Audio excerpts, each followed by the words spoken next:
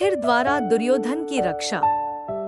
गंधमादन पर्वत स्थित कुबेर के महल में 4 वर्ष व्यतीत करने के पश्चात पांडव वहां से चले। मार्ग में अनेक वनों में रुकते रुकाते स्थान स्थान पर अपने शौर्य और पराक्रम से दुष्टों का दमन करते ऋषियों और ब्राह्मणों के सत्संग का लाभ उठाते हुए द्वैतवन पहुँचे और वहीं रहकर वनवास का शेष समय व्यतीत करने लगे। अब तक वनवास के 11 वर्ष पूर्ण हो चुके थे। पांडवों के द्वैतवन में होने की सूचना दुर्योधन तथा उसकी दुष्ट मंडली एक को मिली। वे एक बार फिर वहां जाकर पांडवों को मार डालने की योजना बनाने लगे। संयोगवश उन दिनों कौरवों की गौसंपत्ति द्वैतवन में ही थी। अपनी गौसंपत्ति अंकेक्षण निरीक्षण आदि करने के बहाने दुर्योधन ने धृतराष्ट्र से द्वैतवन जाने की अनुमति प्राप्त कर ली। इस प्रकार दुर्योधन और उसकी दुष्ट मंडली ने अपनी एक विशाल सेना के साथ द्वैतवन में पहुंचकर वहां अपना डेरा डाल दिया। वे अपने राजसी ठाट-बाट का प्रदर्शन कर पांडवों को जलाना चाहते थे, इसलिए बहुमूल्य वस्त्राभूषणों से सुसज्जित राज महिलाओं को भी उन्होंने अपने साथ रख लिया था। एक दिन वे जल विहार करने के उद्देश्य से दुर्योधन अपनी मंडली तथा राज महिलाओं के साथ द्वैतवन में स्थित मनोरम सरोवर में पहुंचा, किंतु उस सरोवर में गंधर्वराज चित्ररथ पहले से ही आकर अपनी पत्नियों के साथ जल क्रीड़ा कर रहे था। चित्ररथ के सेवकों ने दुर्योधन को सरोवर में उतरने से रोकते हुए कहा, इस समय गंधर्वराज चित्ररथ अपनी पत्नियों के साथ इस सरोवर में जल क्रीड़ा कर रहे हैं, अतः उनके बाहर आने से पहले अन्य कोई भी सरोवर में नहीं उतर सकता। सेवकों के इन वचनों को सुनकर दुर्योधन ने क्रोधित होकर कहा, तू शायद जानता नहीं कि तू किससे बात कर रहा है। मैं हस्तिनापुर नरेश धृतराष्ट्र का महाबली पुत्र दुर्योधन हूँ। यह सरोवर हमारे राज्य की सीमा के अंतर्गत आता है। तू जाकर चित्ररथ से कह दे कि इस राज्य का युवराज यहाँ जल विहार करने आया है और तुम्हें इस सरोवर से बाहर निकलने की आज्ञा दी है।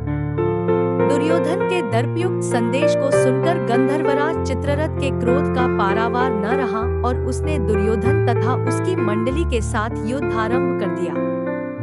दुर्योधन के साथी और सेना कुछ समय तक तो युद्ध करते रहे, किंतु चित्ररथ को अधिक बलवान पाकर वे सभी दुर्योधन एवं राज महिलाओं को वहीं छोड़कर भाग खड़े हुए।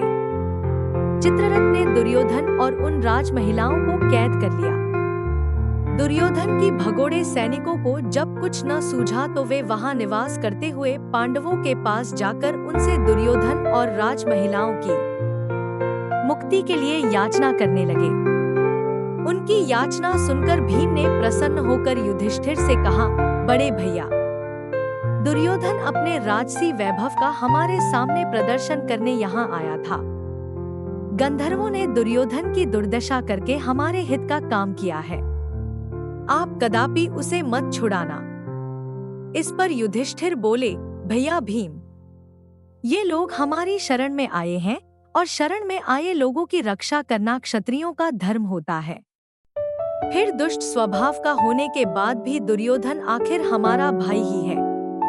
उसके साथ की राज महिलाएं हमारे ही कुल की महिलाएं हैं और उनका निरादर होने से हमारे ही कुल को कलंक लगेगा।